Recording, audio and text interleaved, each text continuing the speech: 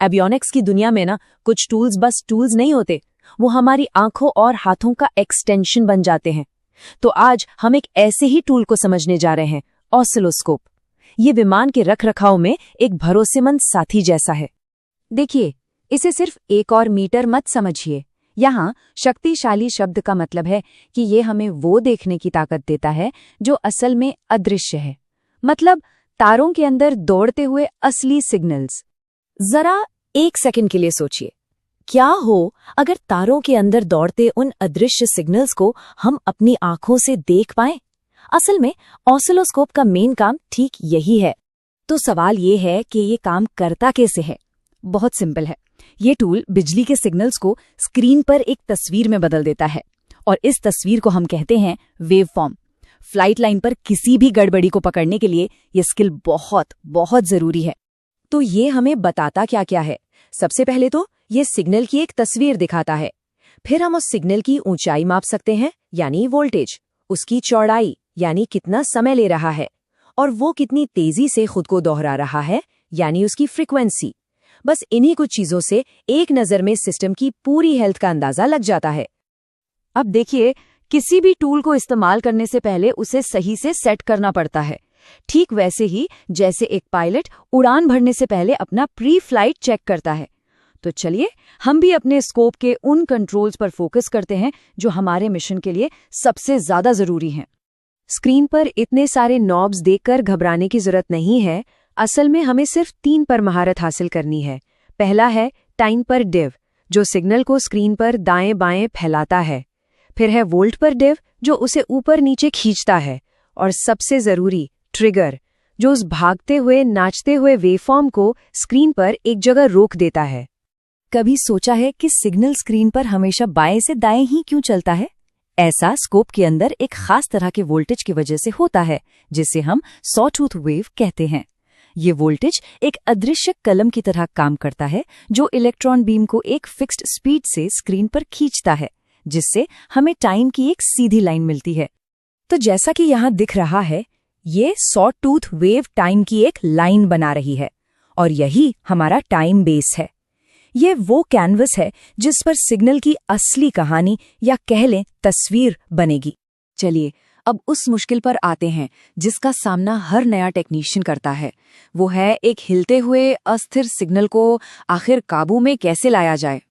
ये एक बहुत आम सवाल है और हर कोई जो पहली बार स्कोप यूज करता है उसके मन में आता ही है।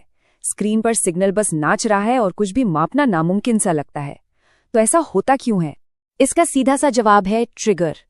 ट्रिगर एक स्मार्ट फीचर है जो स्कोप को कहता है, सुनो, हर बार जब सिग्नल इस खास लेवल पर पहुंचे, ठीक उसी पल तस्वीर बनाना शुरू करना।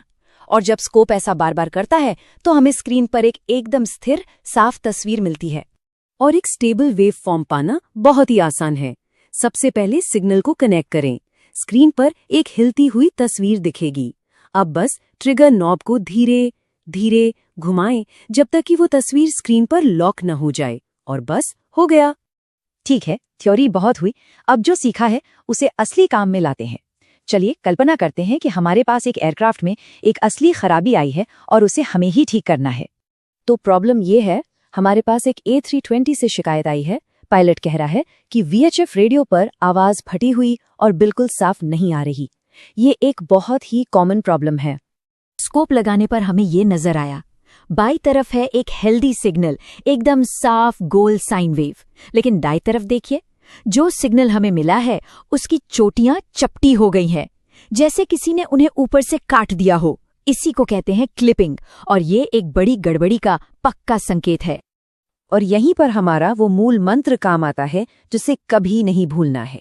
पहले मापो, फिर तुलना करो, और उसके बाद ही निर्णय लो। मतलब पहले लाइव सिग्नल को मापो, फिर उसकी तुलना मैनुअल में दिए गए सही सिग्नल से करो, और फिर उस आधार पर फैसला करो कि असल में गड़बड़ है कहाँ।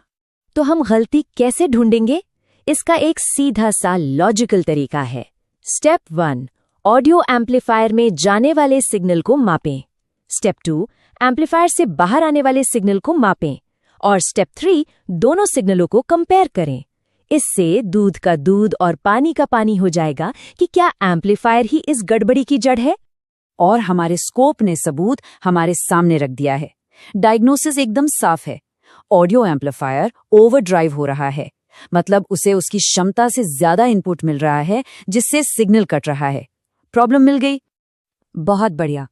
अब जब हमने प्रॉब्लम सॉल्व कर ली है, तो चलिए कुछ प्रो टिप्स पर जल्दी से नजर डालते हैं। ये वो छोटी छोटी बातें हैं जो एक अच्छे टेक्नीशियन और एक बेहतरीन टेक्नीशियन के बीच का फर्क तय करती हैं। सबसे पहली और सबसे जरूरी बात, सेफ्टी। हमेशा हाई वोल्टेज से दूर रहें, ग्राउंडिंग पक्की करें, स्कोप की इनपुट लिमिट्स को कभी पार न करें और हमेशा सही इंसुलेटेड प्रोब का ही इस्तेमाल करें। इसमें कोई भी समझौता नहीं। हैंगर में काम करते हुए साफ सिग्नल पाना कभी कभी मुश्किल हो सकता है, तो याद रखें ग्राउंड कनेक्शन हमेशा मजबूत होना चाहिए ताकि बाहरी नॉइज कम हो। सिग्नल केबल की शील्डिंग चेक करें कि कहीं से कटी तो नहीं है, और हाँ, जिस सर्किट पर काम कर रहे हैं उसी के लिए बना सही प्रोब इस्तेमाल करें। और आखिर में सबसे जरूरी बात, हमारी सबसे भरोसेमंद गाइड बुक हमेशा एयरक्राफ्ट मेंटेनेंस मैनुअल ही रहेगी। स्क्रीन पर जो कुछ भी दिख रहा है उसकी तुलना हमेशा मैनुअल में दिए गए स्टैंडर्ड वेवफॉर्म से ही करनी है। काम करने